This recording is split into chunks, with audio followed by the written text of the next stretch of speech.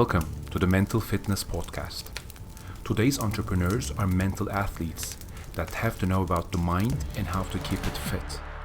Our goal is to increase our resilience against stress and anxiety, optimize our productivity, motivation, and optimism by learning about the human mind through psychology, neuroscience, and human behavior.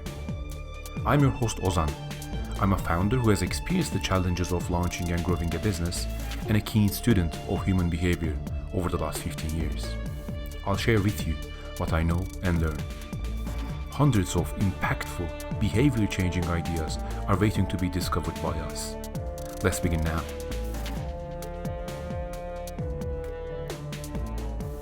Hello and welcome to this episode of the Mental Fitness Podcast. I'm your host Ozan, and we'll talk about a very important theme to me: aspire, don't compare. And this goes back to something that I've been reading and thinking a lot about. It has to do with happiness and how you feel about yourself as an entrepreneur, as a builder, as a freelancer, or just as a business owner. And it goes back to this idea of we are hardwired in a way to compare ourselves endlessly with others in our clique, in our in-group. But there's a dilemma here, and usually comparing ourselves at this day and age might mean we are actually pushing ourselves into a corner where we will be less and less happy, which will in turn create a lower productivity value out of what we do, which in turn is going to decelerate our growth and our success as business owners and entrepreneurs. So one interesting study done by Sonja Lyubomirsky, a social comparison study in which she has tried to understand subjective happiness of these people, actually highlights an important point that I'd like to share with you today. So the key takeaway from her research and her book on happiness is that social comparison constitutes a big chunk of our happiness. So just for a while now, imagine the original situation our brains are wired for. We have a certain number of people, usually hunter-gatherer tribes, sitting around a fire. So limited interaction in terms of the number of people, but higher, more quality interaction with these people. And of course, there is a limit to the number of different lives and life stories and individuals that we run, and that number arguably is at its highest in history. So even just registering on a new social media, signing up on a social media platform and sharing some content, you might be exposed to 15,000 people over a month. So that's a basic reality that can happen today that was impossible back in the day. So the fact is, today's reality, if you're not careful, bombards us with people who are richer than us, who are more successful, who are more popular, faster, better in sports, stronger, better muscles, more beautiful, more intelligent, so better than us at every turn. Imagine your best quality, and there is someone out there who is better at that than you. So I think this is quite funny if you think about it, because we particularly need those narratives of the self to make us feel good about ourselves. I have that protect that certain core of the ego and that certain narcissistic quality. To a certain extent, I think that is healthy, especially for being self-confident, but it's a double-edged sword. So my first point is, this is a reflex that is quite ancient. It is healthy under the right circumstances, but the circumstances today are so much more different than what we are used to as humans, which creates the problem. So the second idea I'd like to take us on this journey is, we actually do this comparison in a reflexive way, but we actually compare in two different directions, right? So these two categories could be upward comparison and downward comparison, to be concise. So the upward comparison is a comparison with someone who is better, stronger, faster, more intelligent than us, as you can guess. And that usually makes us feel bad, but it also, in some cases, motivates us to be better. And this is something Adlerian psychology talks about, with that inferiority feeling when you're a child and when you want to reach to the cupboard and you cannot do that, you feel inferior because you're short, you're small, both physically and in other mental capacities as well. But that inferiority does not develop into an inferiority complex, but rather it's that feeling of inferiority that you struggle with, but you tolerate it in a way.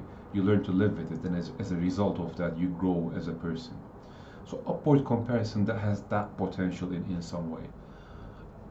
The other one, downward comparison, is quite well pictured in the word Schadenfreude, which is feeling good for somebody else's misfortune.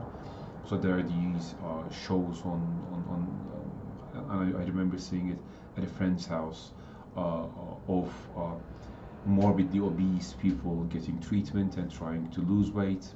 And if you are someone struggling with weight, that show is actually gonna make you feel better, because it's just a perfect situation of downward comparison. You'll say, I'm not as bad as them. You feel sorry for the people who are in that difficult situation, but you take a look at yourself and you say, I'm not so bad. So that downward comparison, but it's not going to help you grow. It's not going to help you get more fit. So that's the catch with that. So here's the dilemma. One makes us feel good in the short term, but unproductive. The other might be productive, but can also be tough to handle mentally. So how do we balance that out? It's a difficult question. What do you think? What do you think is the answer here? I don't think there's an easy answer to this question, but I think it's definitely worth thinking about. How do we balance that out? Should we compare up? Should we compare down? Should we not compare at all? I mean, it's worth thinking. So here's my take on this. Don't compare yourself to anyone. I don't think this is an easy advice to follow, and I don't think it's a good advice. Because as humans, we always feel a certain need for reference points, and comparing yourself to other people, and that reflex is there for a reason. In an ideal world, a perfect world, in a hypothetical world of zero comparison to anyone else, I'm not sure you would be more happy as an individual, because we're social beings, and that's a huge ingrained reflex for us. The two types of comparison, like the uber rich, successful, etc., we see them, but it doesn't make us feel as bad, because we see those uber successful people, or uber people who are athletes, who are models, etc., at a different level than us entirely. But when we see someone who we perceive to be a peer, and when we realize they earn double what we earn, or when they're incredible at something that we are just really bad at, we feel bad. That feels bad. Why? Because we compare ourselves to that person. Then here's an interesting idea. Maybe this is the answer to our dilemma. There are two types of comparison. One is with a category of people who we do not even dare to compare ourselves with. So when I'm running, I don't compare myself with Usain Bolt and say, oh, you know what, I'm really slow, I'm really bad at this. But I compare myself to my friend whom we've started running maybe 3 years ago, and when I see him or her being much better than I am, I feel bad. Okay, so how can we trick ourselves to actually see these examples, and see the inspirational part of those examples, and not necessarily that toxic compare and feel bad about yourself part? So here is the way I think. Here's the way out in my book, at least. And it comes down to two very basic ideas and appreciation about the world. The first one is, truly appreciate randomness and the role of chance, both in success and failure. The more you can do this, freer you will be. Even with your peers, where you might share a similar background or similar assets and resources, there is still a good bulk of situations and different qualities, different variables in their life that just leads to entirely different results by the fact of the sheer existence of luck and randomness. So once you appreciate that, not everything is due to luck or randomness. Of course not. Working hard and talents. So these are all very important. But chance has a part to play too. And once we see that, it actually takes some of that pressure, I think.